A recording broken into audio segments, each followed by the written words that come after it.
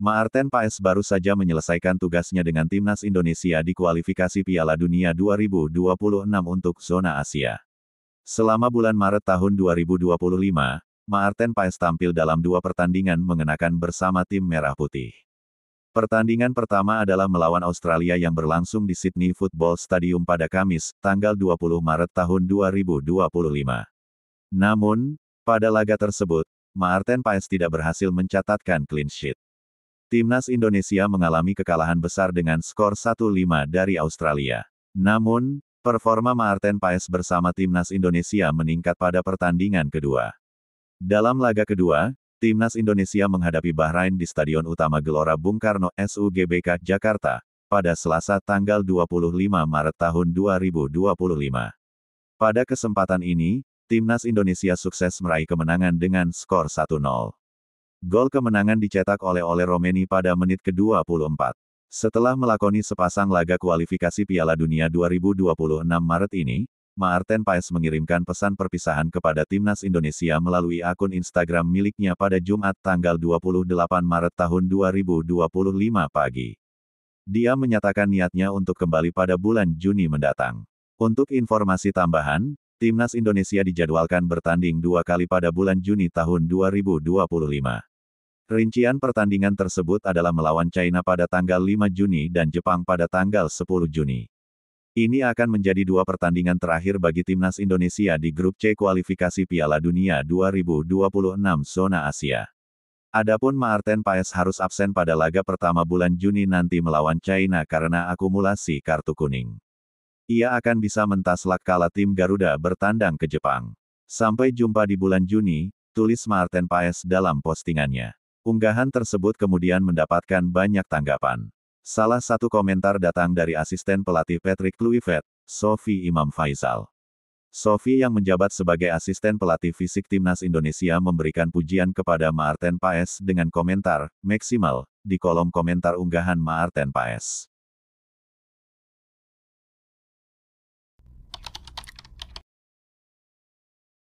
Pelatih timnas Indonesia, Patrick Kluivert, memberikan komentarnya perihal debut Joey Pelupessy bersama tim Merah Putih saat menghadapi Bahrain.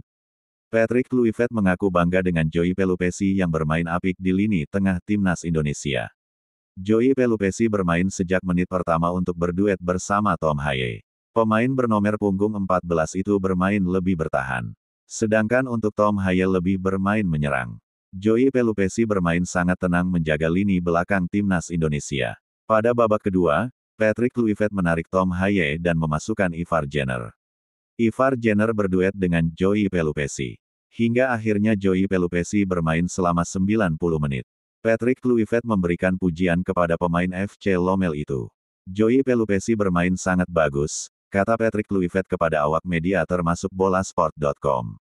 Patrick Kluivert mengakui bahwa ia sudah sangat lama mengenal Joey Pelupessy. Ia sudah mengetahui Joey Pelupessy saat membela FC Twente pada 2011.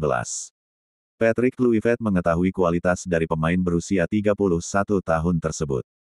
Juru taktik berusia 48 tahun itu mengaku tepat memasang Joey Pelupessy dalam laga ini.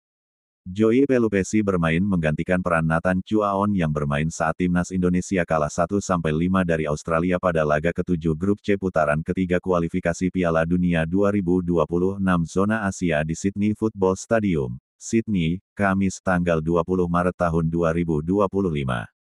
Saya sudah kenal dia sejak 2011 dan saya tahu kualitasnya. Joey Pelupessy melakukan tugas dengan sangat bagus. Saya rasa di posisi ini dia bermain bagus, kata Patrick Kluivert. Saking kenal dengan Joey Pelupessy, Patrick Kluivert sampai mengetahui bahwa pemain itu dulu bermain di posisi sebagai bek kanan. Patrick Kluivert langsung mengubah posisinya menjadi gelandang bertahan. Saya ubah posisinya ke pemain bernomor punggung 6. Saya sangat bangga pada dia karena memilih untuk membela timnas Indonesia. Dia sangat bangga juga bisa mewakili negara ini. Ini baru awal bagi kami, kata Patrick Kluivert. Seperti diketahui, timnas Indonesia menang dengan skor 1-0 atas Bahrain. Laga ke-8 grup C putaran ketiga kualifikasi Piala Dunia 2026 zona Asia itu digelar di Stadion Utama Gelora Bung Karno SUGBK Senayan, Jakarta Pusat, Selasa tanggal 25 Maret tahun 2025.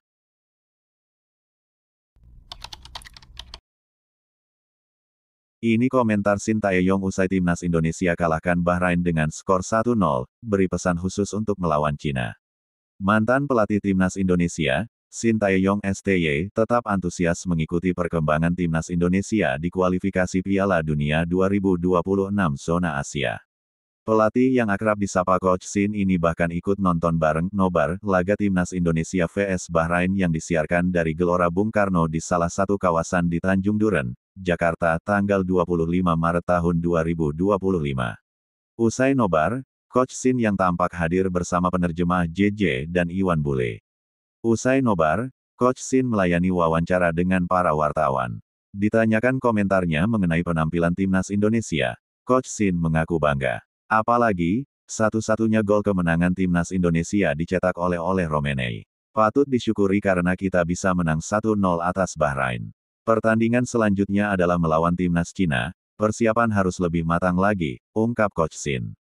Coach Shin juga mengaku menyayangkan beberapa peluang emas timnas Indonesia yang seharusnya berbuah gol. Daripada membicarakan mengenai taktik, kinerja para pemain timnas Indonesia dan juga jajaran pelatih baru sudah sangat baik. Semoga ke depan lebih baik lagi, ujarnya.